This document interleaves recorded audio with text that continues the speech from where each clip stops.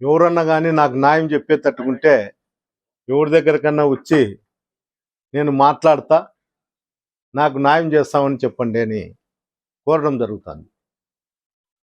ఆయనకు న్యాయం చేయాలంటే ఈ రాష్ట్రంలో మన ముఖ్యమంత్రి చంద్రబాబు నాయుడు, లేకపోతే అతని కుమారుడు లోకేష్ బాబు.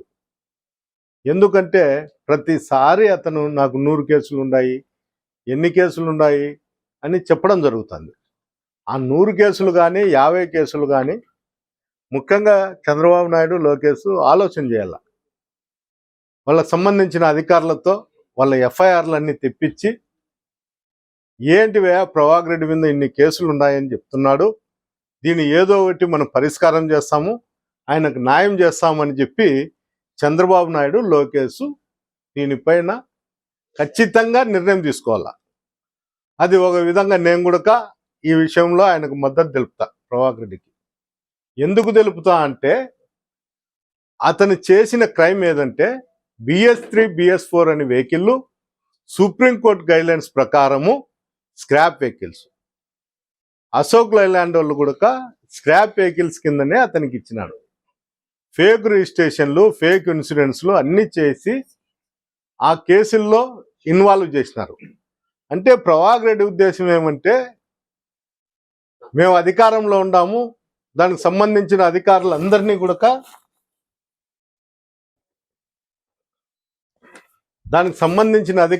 కూడా భయపడించుకొని నేను కేసులు కొట్టేయించుకుంటా చంద్రబాబు నాయుడు లోకేష్ చెప్తే అనేది అతని ఉద్దేశం అనుకుంటాను. లేకపోతే చంద్రబాబు నాయుడు కానీ లోకేష్ కానీ ఇతరులైనటువంటి రాజకీయ నాయకులు కానీ అతనికి న్యాయం చేస్తా అంటే తీసుకొని వస్తాడు.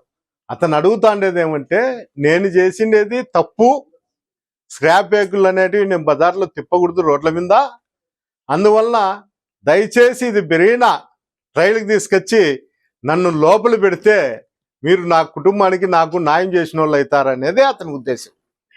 నాకుండే అభిప్రాయం కూడా అదే.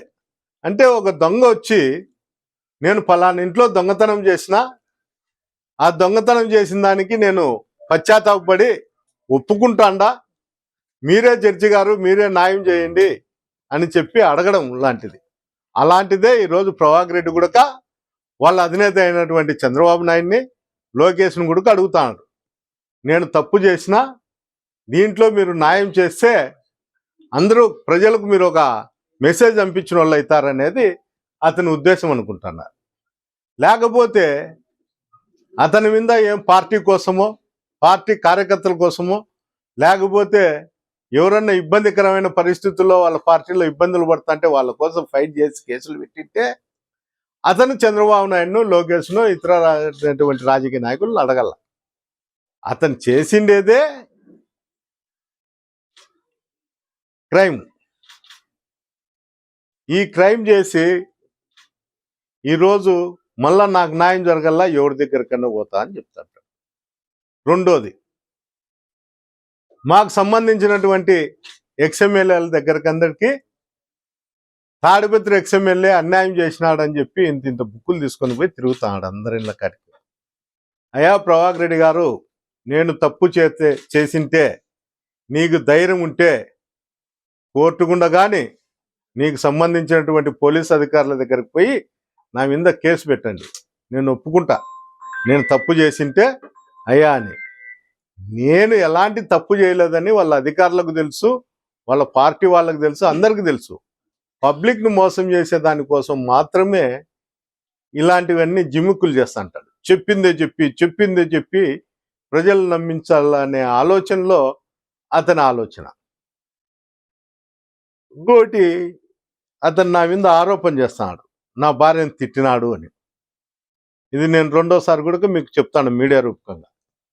వాళ్ళ భార్యను కానీ వాళ్ళ కుటుంబ సభ్యులు ఎవరినైనా కానీ మహిళని తిట్టింటే ఆమె వచ్చి మీడియా రూపకంగా కానీ ఎక్కడన్నా కానీ పెద్దారెడ్డి వచ్చి తిట్టినాడు అని ఉమ్మక్క చెప్తే నేను వాళ్ళ ఇంటి దగ్గరకు పోయి క్షమాపణ చెప్పేదానికి నేను సిద్ధంగా ఉండాలి. ప్రభాకర్ రెడ్డి, నువ్వు నీ భార్యతో నువ్వు మాట్లాడే అబద్ధాలన్నీ నిజమని చెప్పించుకో, కనీసం నేను ఇంటి దగ్గరకు వచ్చి క్షమాపణ చెప్తా.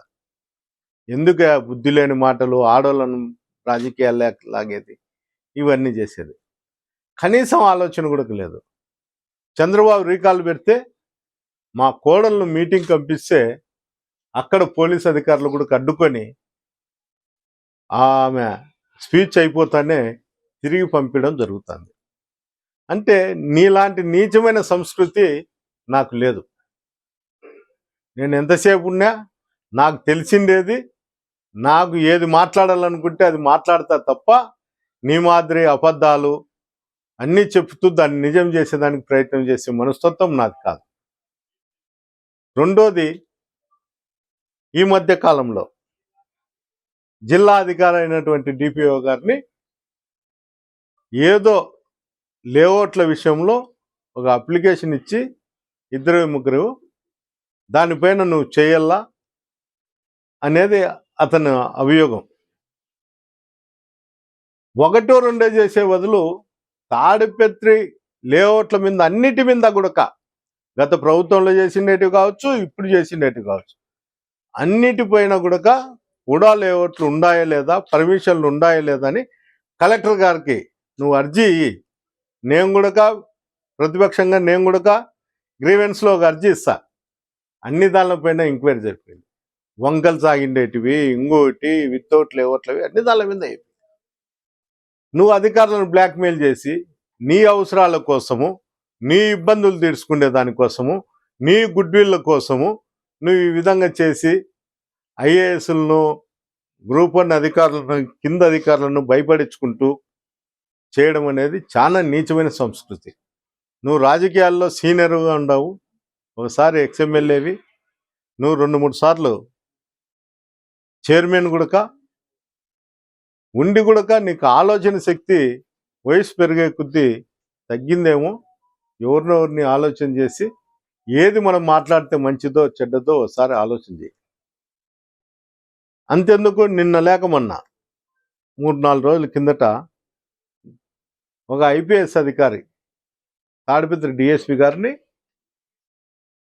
ఏఎస్పి గారిని పవర్ గ్రేడ్ దాంట్లో ఇష్టానుసారం మాట్లాడినావు. వాళ్ళతో నువ్వు డబ్బులు తీసుకున్నావు, అందుకే నువ్వు ఆడ బందోబస్తు పెట్టి వర్క్ చేస్తాండావు. అందువల్ల నేను నీ ఆఫీస్ కాడ ధర్నా చేస్తా, ఎట్లాగాని టవర్ రన్ చేస్తా, టవర్కు మీరు ఎస్కార్ట్ ఇస్తారో అక్కడ కూడా పోయి ధర్నా చేసి నిలబెడతా అని చెప్పి అతనే స్వయంగా చెప్పినాడు. అంటే డిఎస్పీ ఆఫీస్ కాడ ధర్నా లేదు, ఆ టవర్ దగ్గర ధర్నా లేదు. ఏమన్నా ఆ ఏఎస్పీ గారికి ఇచ్చిన ఆ సూట్ కేసు తిరిగి ఏమన్నా చైర్మన్ ఇంటికి వచ్చిందేమో అనేది నా అనుమానం. ఎందుకంటే ఏఎస్పీ గారి ఆఫీస్ ముందర ధర్నా లేదు కాబట్టి ఆ విధంగా ఆలోచన చేస్తున్నారు తాడిపత్రి ప్రజలంతా. ఆ టవర్ దగ్గర కూడా పోయి అతను ధర్నా చేయలేదు కాబట్టి ఈ ఏఎస్పీ గారికి ఇచ్చినటువంటి ఆ సూట్ కేసు నాకు చేరింది, ఈ కాంట్రాక్టర్లు హైదరాబాద్లో నన్ను వచ్చి కలిసే విధంగా మీరే అరేంజ్ చేయండి అని పోలీసు అధికారులకు చెప్పి వీళ్ళు మెసేజ్ ఏదన్నా పంపించింటే ఈయన హైదరాబాద్లో సెటిల్ చేసుకునే దానికోసము ఇతను హైదరాబాద్కు పోయినాడు. ఈ విధంగా జిల్లా అధికారులను కానీ ఎవరైనా కానీ కాంట్రాక్టర్లు కానీ ఈ విధంగా నీచంగా ప్రవర్తిస్తూ ప్రజలకు ఏ విధంగా మెసేజ్ పంపిల్లో అతనికి ఆలోచన చేయలేదు. మళ్ళా నేను మీటింగ్ పెట్టిన దాంట్లో అతను వచ్చి ఇస్తర్లు ఎత్తుతాడు, గంట కూడా గాలే. మున్సిపాలిటీలో అట్లాంటివి దండిగా ఉంటాయి. డ్రైనేజీలు పారుతాండాయి రోడ్ల మిడితా. చెత్త బండ్లు ఇంతవరకు పోయే పరిస్థితి కూడా లేదు. వారానికి ఓ రోజు పోతే కూడా గగనం. దానిపైన దృష్టి పెట్టు జేసీ ప్రభాకర్ రెడ్డి గారు. నువ్వు అనవసరమైన దానిలలో, అనవసరమైన ప్రైవేట్ ప్రాపర్టీలకు పోయి క్లీన్ చేయాల్సిన అవసరం ఏమీ లేదు. ఈ విధంగా క్లీన్ చేస్తామని తెలిసే ప్రతి ఇంటోడు నిన్ను పిలిచే పరిస్థితి వచ్చింది. మా టాయిలెట్లు బాగాలేవో, మా బాత్రూమ్లు బాగాలేవో, మా చెత్త ఎవరు ఎత్తకపోవడం లేదు మీ మున్సిపాలిటీ వాళ్ళని చెప్పే పరిస్థితి వస్తుంది. ఆ పరిస్థితి నువ్వు తెచ్చుకోవద్దు. గౌరవంగా ఉండా అనుకుంటాండావు, నువ్వు ఆ గౌరవం నువ్వు నిలబెట్టుకుంటే మంచిదని ఈ సందర్భంగా తెలియజేస్తాను.